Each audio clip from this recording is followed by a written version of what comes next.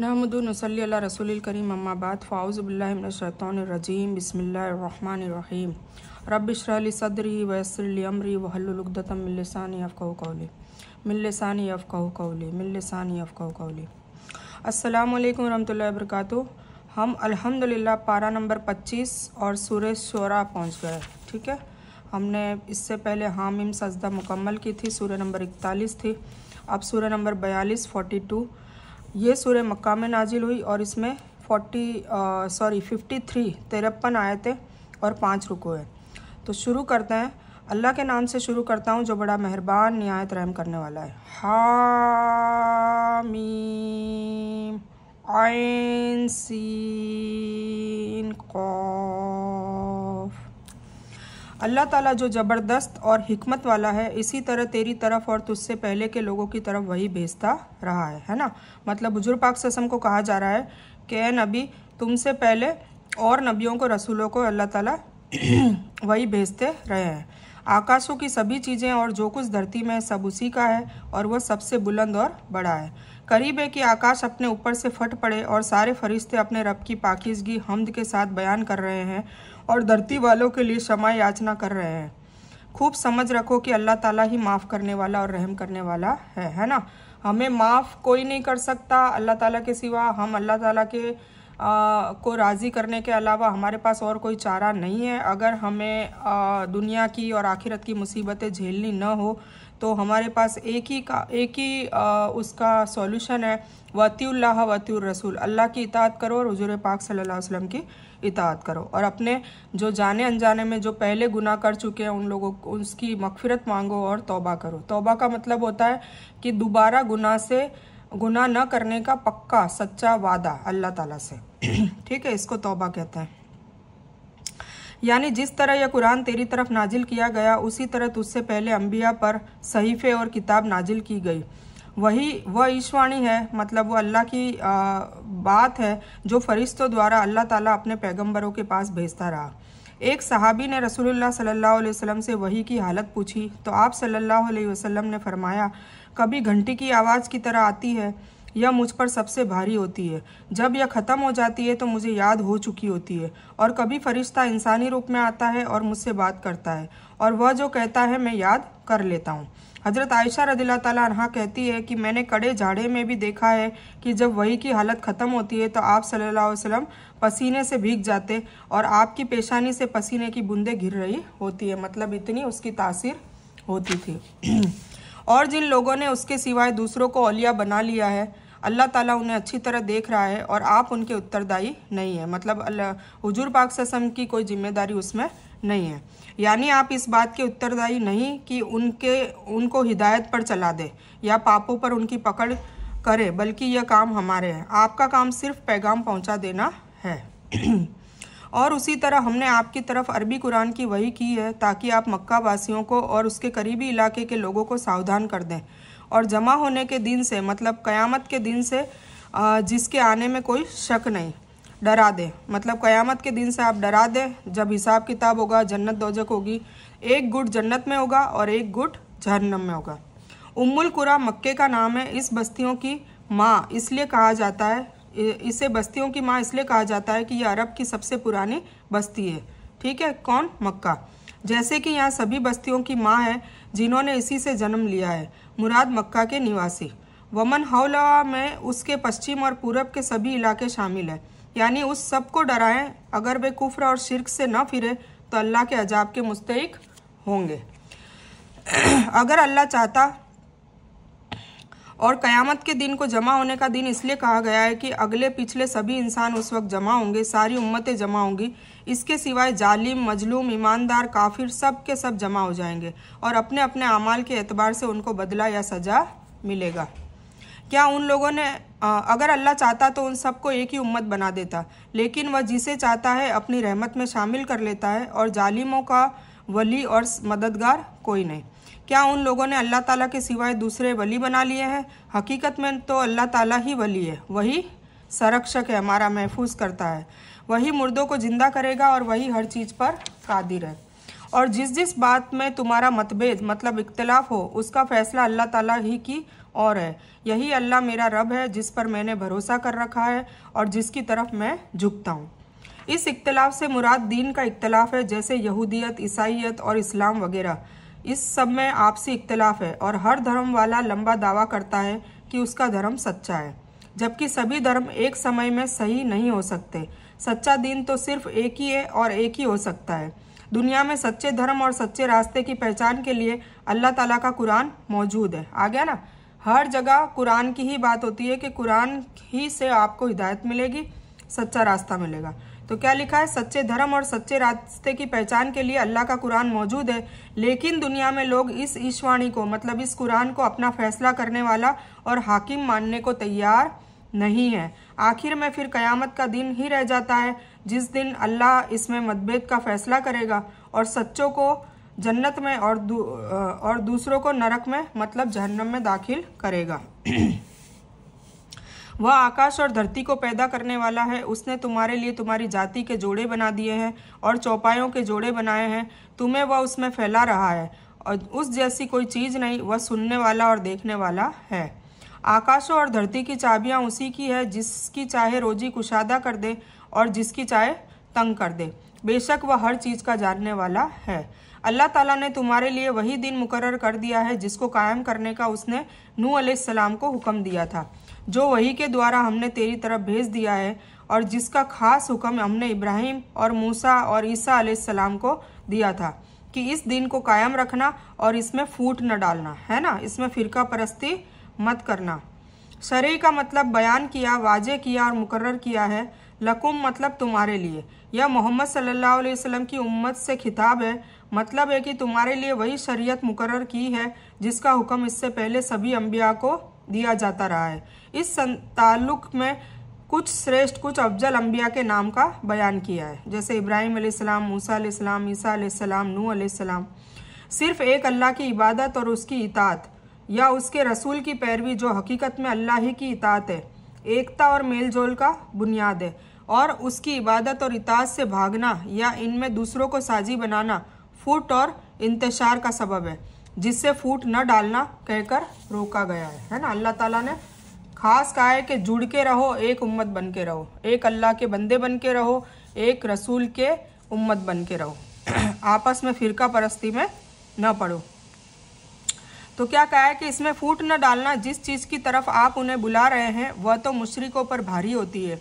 अल्लाह ताला जिसे चाहे अपना चुना हुआ बनाता है और जो भी उसकी तरफ ध्यान मगन होता है वह उनकी ठीक हिदायत करता है ना। मतलब जो अल्लाह ताला के करीब आना चाहता है, जो शिद्दत से गुनाह छोड़ना चाहता है, अल्लाह को राज़ी करने की नीयत रखता है और फिर कोशिश भी करता है, तो अल्लाह ताला उनको हिदायत दे देता है।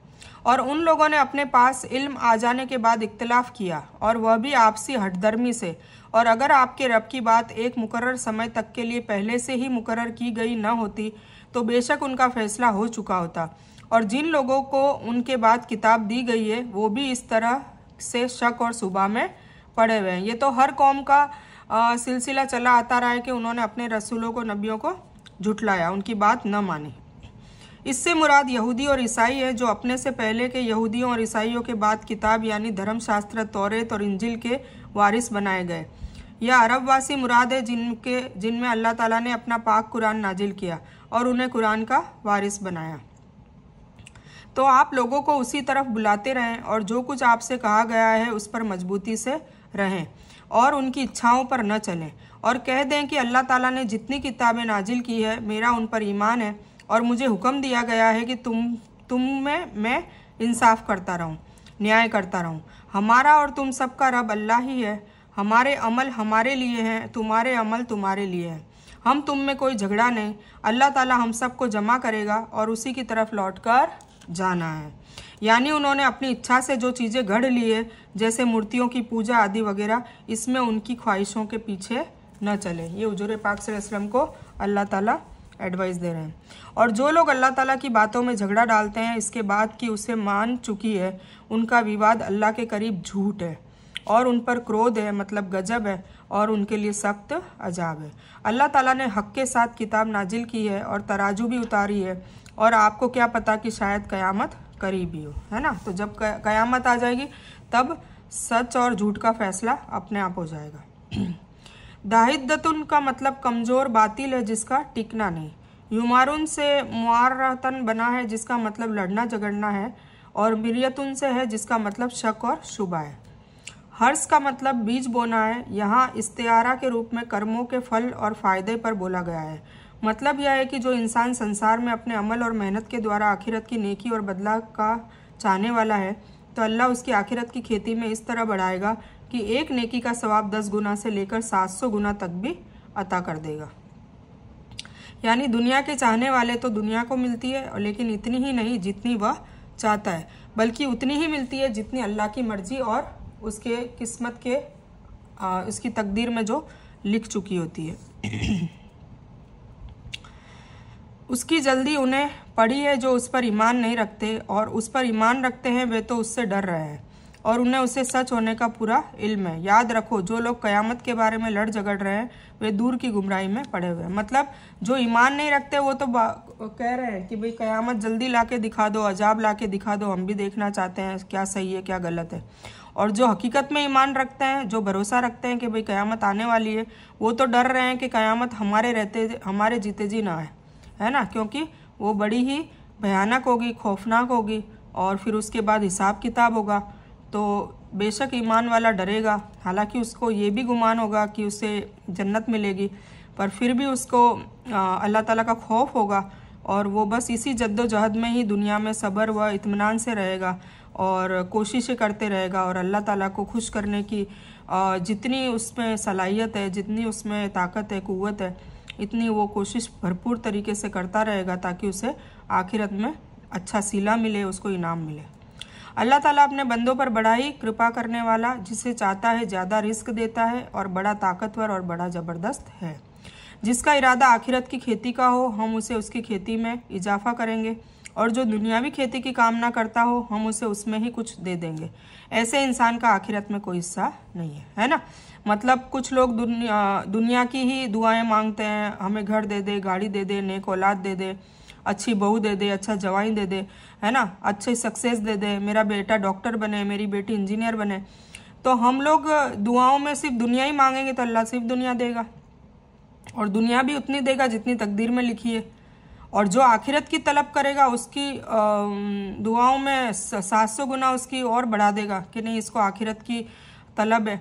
और जो आखिरत की तलब करेगा वो आखिरत की फ़िक्र भी करेगा, उसके लिए कोशिशें भी करेगा, उसके लिए अच्छे अमल भी करेगा, गुनाहों से बचने की कोशिश भी करेगा, अल्लाह को राज़ी करने की कोशिश करेगा, हुजूर पाक सल्लल्लाहु अलैहि वसल्लम के बताए हुए अहकाम और नियम और कानून कायदे पर चलने की कोशिश करेगा, तो उसके लिए अल्लाह ताला आखिरत में उसकी खेती को 700 गुना बढ़ा देगा। ठीक है। और फिर जो दुनिया मांगेगा उसके लिए आखिरत में कोई हिस्सा नहीं है, ये भी अल्लाह ताला कह रहा है। ये वही विषय है जो सूरह बनी इसराइल 18 में भी बयान हुआ है। मतलब यह कि दुनिया तो अल्लाह हर एक को ज़रूर देता है जितनी उसने लिख दी है ना। सबको अलग अलग टाइप की दुनिया दे रखी है, क्योंकि उसने सबकी रोजी का भार ले रखा है, दुनिया के तलबगार का भी और आखिरत के तलबगार का भी। फिर भी जो आखिरत का काम और मेहनत करेगा तो क़यामत के दिन अल्लाह उसे कई गुना नेकी और अजर अता करेगा, जबकि दुनिया के चाहने वाले के लिए आखिरत में जहन्नम के अजाब के अलावा कुछ भी नहीं होगा, नाउज़ुबिल्लाह। अब यह इंसान को खुद सोच लेना चाहिए कि उसका फ़ायदा माया मोह, दुनिया के माया मोह में है या आखिरत के इच्छुक बनने में। इसीलिए सबसे बेहतरीन दुआ सिखाई गई है जो हम हज और उम्रा में भी पढ़ते हैं कसरत से, रब्बना आतीना फिद दुनिया हसनतम वफिल आखिरती हसनतम वकीना अज़ाबन नार। तो हमें ये दुआ पढ़ते रहना चाहिए कि या अल्लाह ताला हमें दुनिया में भी हुसन अता फरमा, हमें आखिरत में भी हुसन अता फरमा, और हमें जहन्नम की आग से बचा ले। क्या उन लोगों ने ऐसे अल्लाह के साझीदार मुकर्रर कर रखे हैं जिन्होंने ऐसे धार्मिक हुक्म मुकर्रर कर दिए हैं जो अल्लाह के कहे हुए नहीं है? अगर फैसले के दिन का वादा न होता तो अभी भी उनमें फैसला कर दिया जाता। बेशक जालिमों के लिए ही कष्टदायी यातना है। मतलब अल्लाह ताला कह रहा है कि अगर क़यामत का दिन मुकर्रर नहीं किया होता तो मैं उन्हें अजाब तुरंत ही दे देता, पर उन्हें मोहलत दी जा रही है और वो उस मोहलत में घमंड किए जा रहे हैं कि अल्लाह ताला हमें अजाब नहीं दे रहा, मतलब हम सही हैं, है ना। तो इस गलत फहमी में जी रहे हैं और अल्लाह ताला की नाफरमानियाँ पे नाफरमानियाँ करते जा रहे हैं। आप देखेंगे कि ये जालिम अपने अमल से डट रहे होंगे जो बेशक उन पर घटित होने वाला है, और जो लोग ईमान लाए और उन्होंने नेकी के काम भी किए वे जन्नत के बागों में होंगे। वे जो तमन्ना करेंगे अपने रब के पास से मौजूद पाएंगे, यही उनका बड़ा फजल है। यही वह है जिसकी खुशखबरी अल्लाह ताला ने अपने बंदों को दे रहा है, जो ईमान लाए और सुन्नत के अनुसार अमल किए। तो कह दीजिए कि मैं उस पर तुमसे कोई बदला नहीं चाहता, लेकिन नातेदारी की मोहब्बत, और जो इंसान नेकी करे हम उसकी नेकी को और ज़्यादा बढ़ा देंगे। निश्चय ही अल्लाह ताला बड़ा माफ़ करने वाला और बड़ा कदरदान है। बेशक क्या ये कहते हैं कि पैगंबर ने अल्लाह पर झूठा इल्ज़ाम धर लिया है? अगर अल्लाह चाहे तो आपके दिल पर मोहर लगा दे, और अगर अल्लाह अपनी बातों से झूठ को मिटा देता है और सच को बाकी रखता है तो वह सीने की बातों को भी जानने वाला है। और वही है जो अपने बंदों की तौबा को कबूल करता है और पापों को, गुनाहों को माफ़ करता है, और जो कुछ तुम कर रहे हो वो सब जानता है। तौबा का मतलब है गुनाह पर नादिम होना, पश्चाताप करना, शर्मिंदा होना और भविष्य में उसको न करने का पक्का इरादा करना। केवल मुंह से तौबा तौबा कर लेना या उस गुनाह और नाफरमानी के अमल को तो न छोड़ना और तौबा का दिखावा करते रहना, इसको तौबा नहीं कहते। तौबा का मतलब क्या है? नदामत होना, बिल्कुल पश्चाताप होना, और वो गुनाह आखिरी होना चाहिए, फिर वो दोबारा भविष्य में कभी न करने का पक्का इरादा करना और उससे बचते रहना। और यह हंसी और मजाक है, फिर भी खालिस और सच्ची तौबा अल्लाह जरूर कबूल करता है ना। मतलब दिखावे की तौबा अल्लाह कबूल नहीं करता है। गुनाह भी नहीं छोड़ रहे हैं, गुनाह भी करते जा रहे हैं और तौबा भी करते जा रहे हैं। झूठ बोलने का गुनाह कर रहे हैं, गिबत करने का गुनाह कर रहे हैं और फिर तौबा भी करे जा रहे हैं, या अल्लाह ताला हमें गिबत से बचा, झूठ से बचा, तकब्बुर से बचा, तो इसको तौबा नहीं कहते। ठीक है। और अगर अल्लाह ताला और ईमान वालों और नेक लोगों की सुनता है और उन्हें फजल से और ज़्यादा देता है, और काफिरों के लिए सख्त अजाब है। और अगर अल्लाह ताला अपने सब बंदों की रोजी कुशादा कर देता तो वे धरती पर फसाद मचा देते, है ना। हर कोई अमीर होता तो फसाद ना होता, आपस में तकब्बुर करते, घमंड करते, एक दूसरे की शेखी बगाड़ते कि तेरे पास है तो मेरे पास भी है, मैं कौन सा कम हूँ, है ना। लेकिन वह अंदाजे से जो कुछ चाहता है सबको नाजिल करता है, किसी को कम किसी को ज़्यादा। वह अपने बंदों से अच्छी तरह बाखबर है और अच्छी तरह देखने वाला है। और वही है जो लोगों को मायूस हो जाने के बाद वर्षा करता है, बारिश देता है और अपनी रहमत को कुशादा कर देता है। वही है वली, वही है बड़ाई और तारीफ के लायक। बेशक यानी अगर अल्लाह हर इंसान को हाजत और ज़रूरत से ज़्यादा एक बराबर रोजी का वसाइल प्रदान कर देता तो उसका नतीजा यह होता कि कोई किसी की ताबेदारी नहीं करता। हर इंसान फसाद, बुराई, जुल्म की हद तोड़ने में एक से बढ़कर एक होता और दुनिया फसाद से भर जाती। और उसकी निशानियों में से आकाश और धरती का पैदा करना और उनमें जीवधारियों का फैलाना है। वह इस पर भी कादिर है कि जब चाहे उन्हें जमा कर दे। और जो कुछ भी कष्ट तुम्हें पहुंचते हैं वह तुम्हारे अपने हाथों के करतूत का बदला है, और वह बहुत सी बातों को माफ़ कर देता है। और तुम हमें धरती पर आजीज करने वाले नहीं हो, और तुम्हारे अल्लाह के सिवाय कोई वली नहीं है और न मदद करने वाला है। और समुंदर में चलने वाली पर्वतों जैसी नावें उसकी निशानियों में से है। धरती पर चलने फिरने वाला शब्द का साधारण जो आम है, जिसमें जिन्नात और इंसान के सिवाय सभी जीव शामिल हैं, जिनके रूप, रंग, बोलियां, आदतें, किस्में, जाति एक दूसरे से हमेशा हमेशा अलग है और वह धरती में फैले हुए हैं। इन सभी को अल्लाह ताला क़यामत के दिन एक ही मैदान में जमा करेगा। अल जवारी जारिया चलने वाली का बहुवचन है, मतलब है नौकाएं, जहाज। यह अल्लाह की पूरी कुदरत का सबूत है कि सागरों में पर्वतों की तरह नौकाएं और जहाज उसकी इजाज़त से चलते हैं, नहीं तो वह इजाज़त दे तो ये सागरों में खड़े रह जाए, है ना। अल्लाह चाहे तो वहाँ का वहीं खड़ा रख दे, आगे बढ़ने ही न दे। तो ये सब अल्लाह की मेहरबानी है, अल्लाह की मदद है और अल्लाह की बहुत बड़ी निशानियों में से एक निशानी है, अगर हम इस निशानियों से इबरत हासिल कर सकें। यानी समुद्र को हुक्म दे और उसकी लहरों में बाढ़ आ जाए तो फिर वो वहाँ की वहाँ डूब भी जाती है ना। तो ये अल्लाह की बहुत बड़ी मेहरबानी है कि वो सही सलामत समुंदर के पानी से बचा के किनारे तक ले आता है। अगर वो चाहे तो हवा बंद कर दे और ये नौकाएं समुंदर में रुकी रह जाए। बेशक इसमें हर सब्र करने वाले और शुक्र करने वाले के लिए निशानियां हैं। या उन्हें उनके करतूतों के सबब बर्बाद कर दे, वह तो बहुत सी गलतियों को माफ़ कर देता है ना। अल्लाह अगर हमें हर अजाब में, हर गुनाह पे उसी वक्त पकड़ ले तो इस दुनिया में एक भी मखलूक जिंदा नहीं रह सकती, अजाब में गर्क हो जाएगी। पर अल्लाह ने मोहलत दी हुई है ताकि हम अल्लाह से तौबा करें, अल्लाह से मगफिरत मांगे और अल्लाह के रुजू हो जाए। तो अल्लाह कितना रहमान है कि अल्लाह में मौके पे मौके दिए जा रहा है, पर हम गफलत में अभी भी पड़े हुए हैं। और ताकि लोग हमारी निशानियों में झगड़ते हैं वे मालूम कर ले कि उनके लिए कोई छुटकारा नहीं है।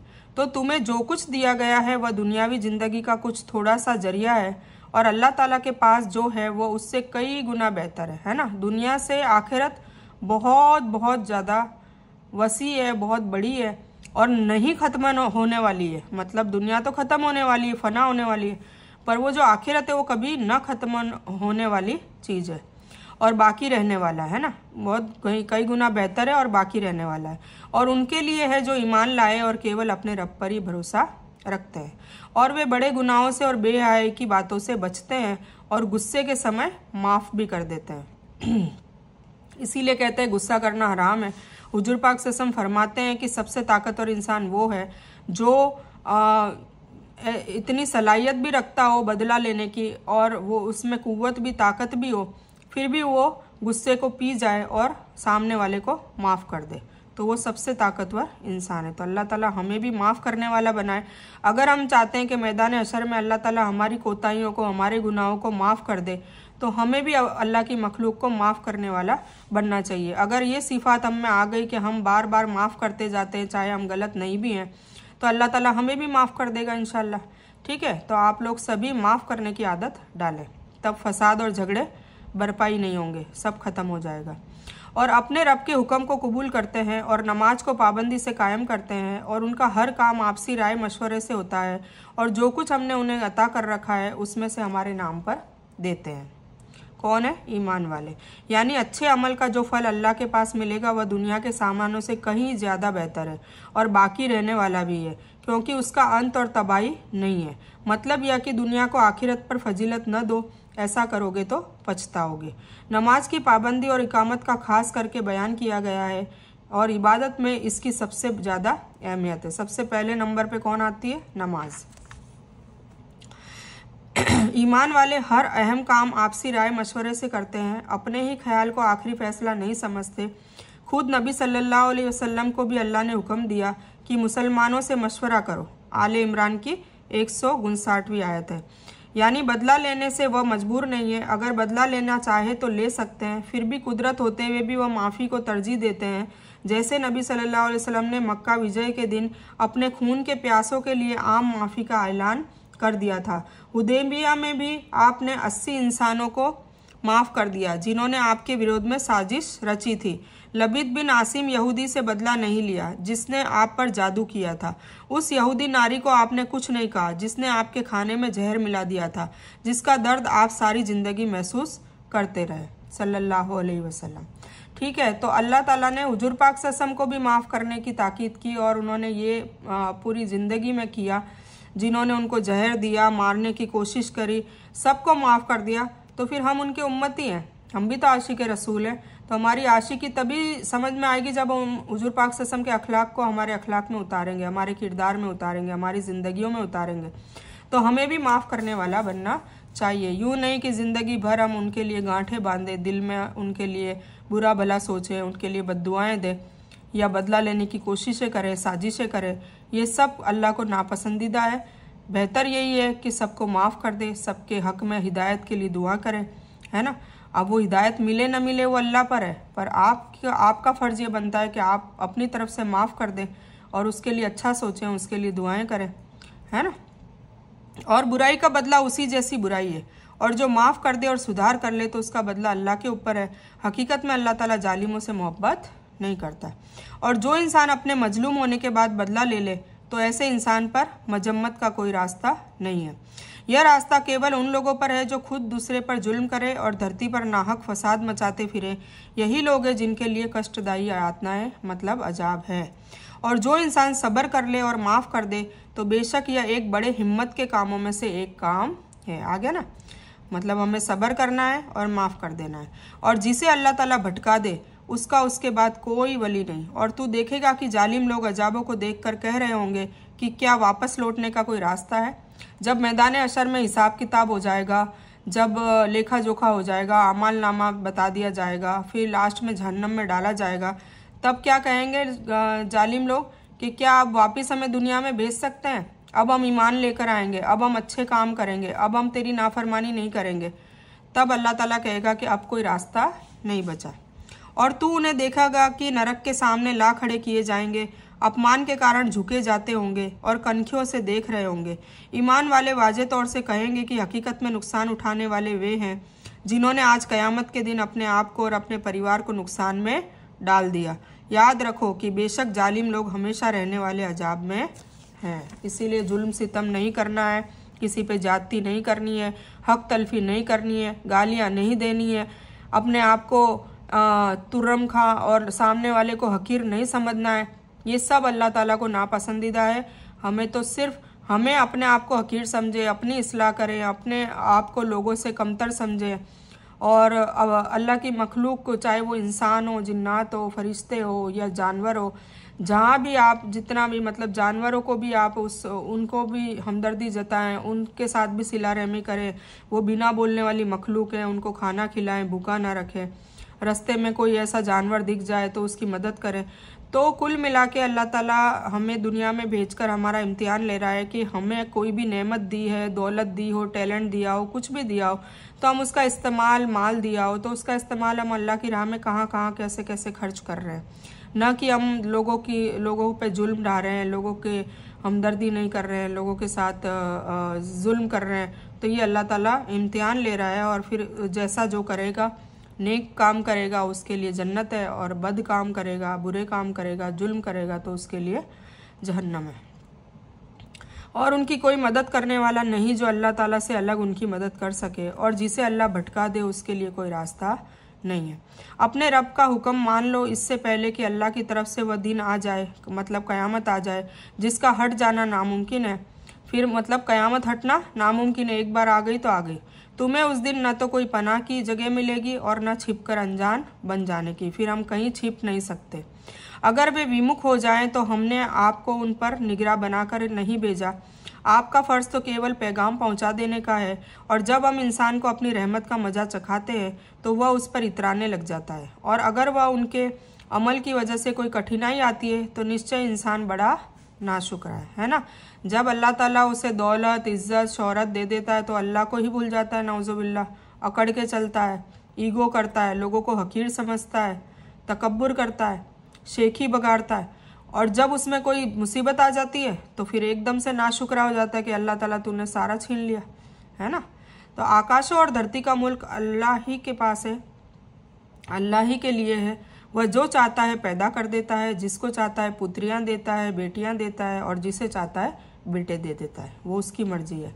या उन्हें जमा कर देता है, पुत्र भी और पुत्रियां, मतलब किसी को दोनों देता है, बेटे भी देता है, बेटियां भी देता है, और जिसे चाहे बांझ भी कर देता है, मतलब जिसे चाहे उसे निसंतान पैदा भी करता है। वह बड़े इल्म वाला और कुदरत वाला है। यानी जिसको चाहता है बेटा बेटी दोनों दे देता है। इस जगह पर अल्लाह ने लोगों का 4 दर्जे बयान किए हैं। एक, वह जिनको केवल बेटे देता है, दूसरे वह जिनको केवल बेटियां देता है, तीसरे वह जिनको बेटे बेटी दोनों देता है, और चौथे वह जिनको देता ही नहीं है। लोगों में यह फ़र्क और राज जो अल्लाह की कुदरत की निशानियों में से है। इस कुदरती फ़र्क को दुनिया की कोई ताकत बदल नहीं सकती। यह बंटवारा औलाद के हिसाब से है। पिता के हिसाब से भी इंसानों के 4 किस्में हैं। आदम अलैहिस्सलाम को केवल मिट्टी से बनाया, बिना माँ बाप के। न उनके पिता है न माता है। हव्वा अलैहिस्सलाम को आदम यानी मर्द से पैदा किया, उनकी माँ नहीं है। हज़रत ईसा अलैहिस्सलाम को केवल औरत से पैदा किया, उनके बाप नहीं है, पिता नहीं है। और बाकी सभी इंसानों को जो हम लोग हैं उनको नर नारी दोनों के मिलन से, मतलब उनके माँ बाप दोनों हैं, माँ भी है और माँ बाप भी है। फसुभान अल्लाह अलीमुल कदीर। और नामुमकिन है कि किसी बंदे से अल्लाह ताला कलाम करे, लेकिन वही के रूप में या पर्दे के पीछे से या किसी फरिश्ते को भेजे, और वह अल्लाह के हुक्म से जो चाहे वही करे। बेशक वह सबसे बड़ा हिकमत वाला है।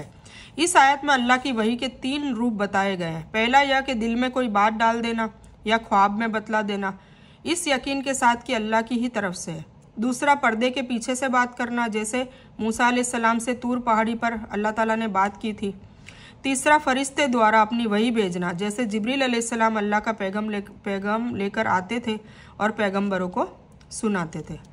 और इसी तरह हमने आपकी तरफ अपने हुक्म से आत्मा को नाजिल किया, रूह को नाजिल किया। आप उससे पहले यह भी जानते थे कि किताब और ईमान क्या चीज़ है, लेकिन हमने उसे नूर बनाया, उसके जरिए अपने बंदों में से जिसे चाहते हैं हिदायत देते हैं। बेशक आप सच्चे रास्ते के हिदायत करा रहे हैं। मतलब हुजूर पाक सल्लल्लाहु अलैहि वसल्लम को कहा जा रहा है कि आप सच्चे रास्ते की हिदायत करा रहे हैं, मतलब लोगों को सही रास्ता दिखा रहे हैं। किसके जरिए? इस कुरान पाक के जरिए। तो हुजूर पाक सल्लल्लाहु अलैहि वसल्लम के बाद फिर हमें भी इस किताब को लोगों तक आम करना है, लोगों तक फैलाना है। यहाँ रूह से मुराद कलाम इलाही पाक कुरान है, यानी जैसे आपसे पहले दूसरे रसूलों पर हम वही करते रहे हैं, वैसे ही हमने आप पर कुरान की वही की है ना, कुरान पाक नाजिल की है। पाक कुरान को रूह कहा गया है कि कुरान से दिलों को जीवन मिलता है, लोगों को दिलों को रूह मिलती है, उसमें जीवन आता है। जैसे रूह में इंसानी ज़िंदगी का भेद छिपा है, वैसे ही दिलों के अंदर कुरान का जो नूर जाता है उससे ज़िंदगी बदलती है, किरदार बदलते हैं और सुकून पैदा होता है। उस अल्लाह के रास्ते की जिसकी मिल्कियत में आकाशों और धरती की हर चीज़ है, खबरदार रहो, सभी काम अल्लाह ही की तरफ लौटते हैं। यह सिराते मुस्तकीम सीधा रास्ता इस्लाम है, उसे अल्लाह ने अपनी तरफ मंसूब किया है, जिससे इस रास्ते की सच्चाई और अजमत वाजे होती है और उसके एक अकेले नजात का रास्ता होने की तरफ इशारा भी है ना। समझ में आया कि कुरान ही है जो हमें अल्लाह ताला के सीधे और सच्चे रास्ते तक ले जाएगी, और अल्लाह ताला की जो आखिरी मंजिल है, जो हर मुसलमान का ड्रीम है कि उसको जन्नत मिले, तो उस जन्नत तक पहुंचाने के लिए कौन है? एक वाहिद किताब है, पर इसके लिए इसके हक अदा करने पड़ेंगे, इसे समझना पड़ेगा, इसे अपने अमल में लाना पड़ेगा, कोशिश करनी पड़ेगी, अल्लाह के सारे अहकाम मानने पड़ेंगे, वतीउल्लाह वतीउर रसूल का रूल फॉलो करना पड़ेगा, हुजूर पाक सल्लल्लाहु अलैहि वसल्लम की सुन्नत और हदीसों को मानना पड़ेगा, और एक अच्छा मुसलमान, नेक मुसलमान बनना पड़ेगा, और जुल्म से हटना पड़ेगा, गुनाहों से हटना पड़ेगा, अपने आप को पाक करना पड़ेगा, और अल्लाह ताला की रज़ा के लिए जो अल्लाह का हुक्म है सब का सब फॉलो करना होगा, जो हमें पसंद हो या ना पसंद हो, और लोगों को माफ़ करते रहना होगा, सब्र करते रहना होगा। अगर हम ये मरहलों से गुजरेंगे तो इंशाअल्लाह अल्लाह ताला हमें जहन्नम की अजाब के टाल कर, जहन्नम की अजाब को टाल कर और कब्र के अजाब को टाल कर इंशाअल्लाह डायरेक्ट जन्नत में दाखिल करेगा, और यही हमारी सबसे बड़ी कामयाबी होगी, और हमारी ज़िंदगी जीने का जो रिज़ल्ट है आखिरी वो यही होगा। तो इस बयान को मैं यही मुकम्मल करती हूँ। इस बयान में कुछ भी दीन की अच्छी और हक बात आई है वो सिर्फ़ और सिर्फ अल्लाह की तरफ से है, और बुरी या गलत बात जो जज्बात में आकर कुछ गलत वर्ड या कोई बात निकल गई हो तो वो मेरी तरफ से है, और इस गलती के लिए मैं अल्लाह अज़्ज़ व जल से और आप सभी लोगों से माफ़ी की तलबगार हूँ। मैं कोई आलिमा नहीं हूँ, मैं सिर्फ तालिब इल्म हूँ। अल्लाह मेरी कोशिश से आप सभी को सही नफ़े बख्श इल्म पहुँचाए, और मैं आप लोगों की हिदायत व हिकमत में सदका जारिया बनूँ, बस मेरी यही तमन्ना है। आमीन सुम्मा आमीन या रब्बल आलमीन। रब्बना आतीना मिन लदुनका रहमतन व हय्यि लना मिन अमरिना रशदा। अल्लाहुम्मा सल्लि अला मुहम्मद व अला आलि मुहम्मद कमा सल्लैता अला इब्राहीम व अला आलि इब्राहीम इन्नका हमीदुम मजीद। अल्लाहुम्मा बारिक अला मुहम्मद व अला आलि मुहम्मद कमा बारकता अला इब्राहीम व अला आलि इब्राहीम इन्नका हमीदुम मजीद। व आखिरु दावाना अनिल हम्दुलिल्लाहि रब्बिल आलमीन।